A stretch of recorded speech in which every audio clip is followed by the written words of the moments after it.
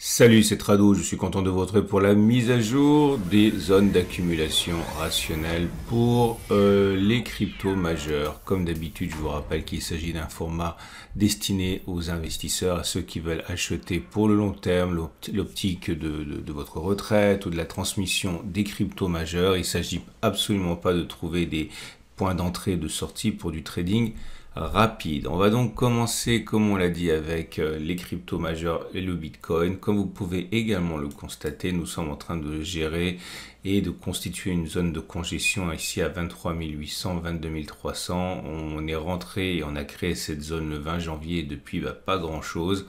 Si on regarde les données hebdomadaires, on comprend mieux la raison du blocage actuel. Il s'agit d'une résistance importante ici qui a été créée et qui pose problème puisque c'est la zone qui est à l'origine de la décrue, la dernière décrue à laquelle on a assisté à partir de février, d'août 2022. Vous voyez, on est sur cette zone actuellement. C'est une zone qui a fait résistance et qui fait encore résistance actuellement. Si on revient sur les données journalières, on constate donc que les zones qui pourraient nous intéresser pour la suite, pour accumuler, bon déjà c'est pas la zone actuelle puisque c'est une zone de résistance. Il peut être assez dangereux d'accumuler sur une résistance pour les raisons qui sont évidentes, c'est que ça fait rempart à la hausse. On est venu toucher précisément ce point, cette zone avant de connaître un tir de barrage, donc il y a vraiment des difficultés.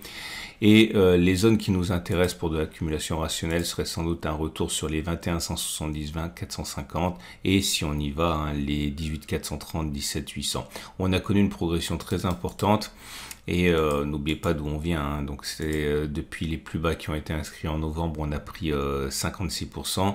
Il est légitime de faire une pause et il est également légitime d'anticiper une correction importante équivalente à 38 à 50%. C'est vraiment pas rare, c'est-à-dire que statistiquement on a tendance à retracer une bonne partie du chemin gagné avant d'éventuellement repartir vers le haut, et donc en ce sens retourner sur cette zone ici correspondrait aux 38% de Fibonacci, cette zone qu'on a mentionnée à 21 170, 450, et c'est quelque chose qui encore une fois devrait intéresser les accumulateurs pour le long terme. Dans l'immédiat, comme on peut s'y attendre, les bougies Aiki-Nashi ne montrent pas de véritable pression haussière.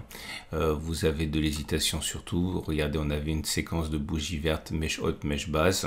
Ça veut dire des bougies d'hésitation.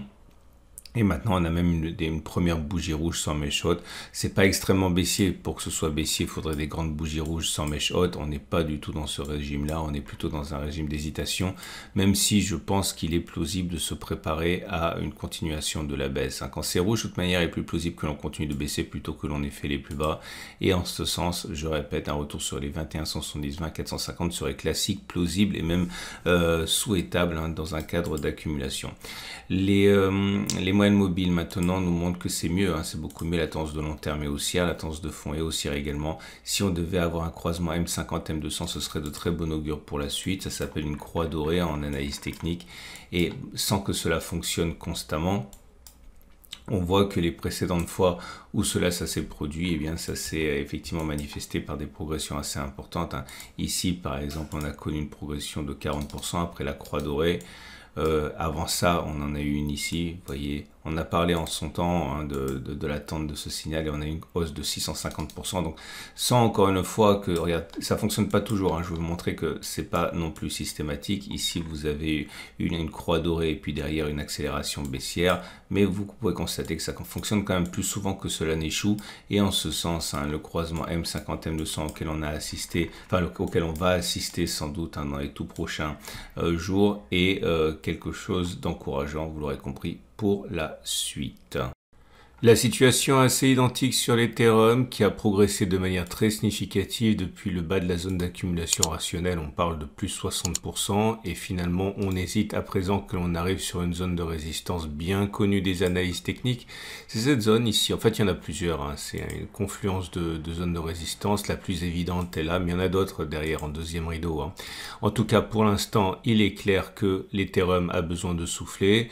On n'arrive pas pour l'instant à se défaire de cette zone. Un retour sur les 15,75 est envisageable, voire louable, hein, puisqu'on est monté très vite.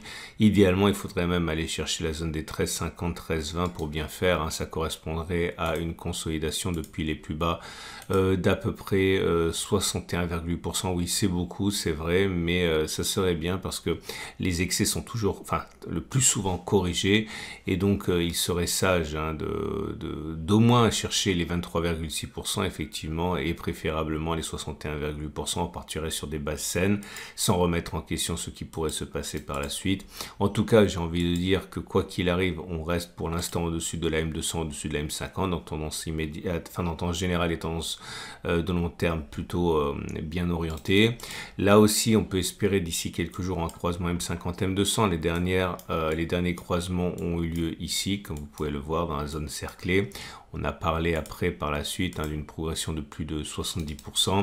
Il y en a eu d'autres, hein, il y en a régulièrement, là encore, sans que ça fonctionne dans tous les cas. Comme vous pouvez le voir ici, ça n'a pas fonctionné du tout. Mais là, lors de l'avant-dernière impulsion suite à la M50, M200, on a eu une progression, vous voyez bien, de 1200%. Je ne suis pas en train de vous dire que c'est ce qui va se produire, mais par contre, il est vrai que c'est un signal qui est suivi de près par les analystes techniques, tant les impulsions qui suivent, hein, peuvent être intéressantes. Dans l'immédiat, les bougies Aiki-Nashi montrent que ça s'affaiblit.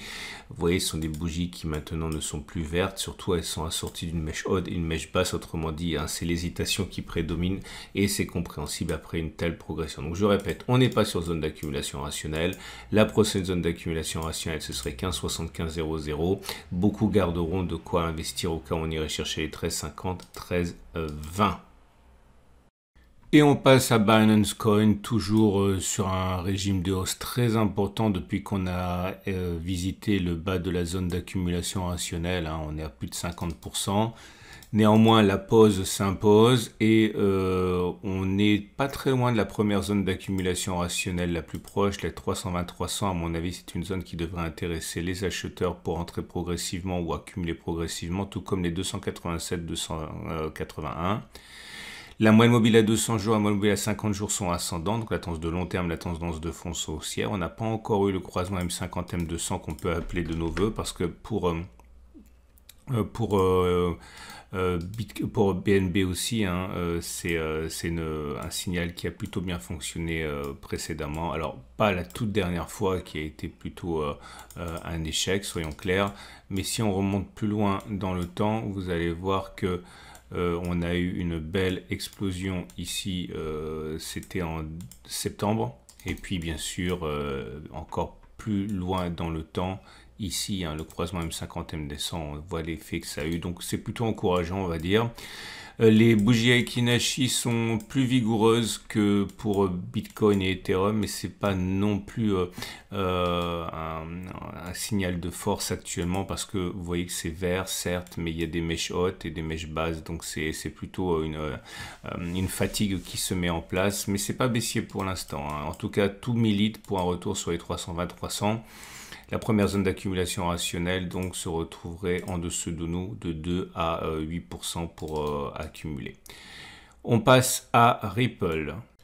Ripple également se porte globalement très bien. La progression depuis les plus bas, la zone d'accumulation rationnelle des 338, 313 a été de 37%, on n'en est plus qu'à plus 27%, il y a une consolidation, mais on est sur zone d'accumulation rationnelle, je pense, hein. Cette zone comprise globalement entre 0,408 et 0,387 est une zone légitime pour accumuler, à mon humble avis, si on adhère au principe de l'accumulation rationnelle. La prochaine, 0,379, 369, inutile à mon sens d'accumuler dans la zone blanche, hein. Si on va dans la zone blanche, on devrait tomber plus bas. Et la M200 étant ascendante, la M50 étant ascendante, on est dans une tendance de long terme, une tendance de fond qui sont toutes les deux haussières. Bougie Aiki-Nashi médiocre, hein, comme vous pouvez le constater. C'est pas extrêmement baissier, mais c'est loin d'être haussier, puisque c'est rouge, mais il y a une mèche haute et une mèche basse. Donc les marchés sont surtout en train de digérer la hausse importante à laquelle on a assisté précédemment. On est sur zone d'accumulation rationnelle. Et on passe à Dogecoin qui est sur une zone d'accumulation rationnelle, 0,093, 0,088 ici. La prochaine serait à 0,084, 0,082. J'investirai pas, j'accumulerai pas entre les deux, ça sert à rien à mon avis. La tendance de long terme est haussière, la tendance de fond est haussière. Les bougies Aiki Nashi montrent une certaine apathie après la progression importante à laquelle on a assisté. Vous voyez, hein, c'est des bougies avec mèche haute et mèche basse, donc c'est pas très significatif, c'est surtout une pause. Depuis les plus bas qui ont été faits le 30 décembre, on est monté jusqu'à 51%, on en est actuellement à plus 40%. Donc il est totalement légitime que l'on fasse une pause, ce n'est pas normal de continuer à ce rythme-là. Donc ça se passe de la manière la plus classique qui soit pour l'instant. On attend, mais on est déjà dans une zone d'accumulation rationnelle, on l'a dit. Et on va terminer avec Cardano qui est dans une configuration complètement similaire. Prochaine zone d'accumulation 0,387, 0,367, puis 0,348, 324. Tendance de long terme plutôt haussière, même si on est sur une M200 qui descend et à son contact au lieu d'être au-dessus d'M200 qui monte. Mais c'est plutôt haussier que baissier pour le long terme. La tendance de fond par contre est haussière en dessus de M50 qui monte.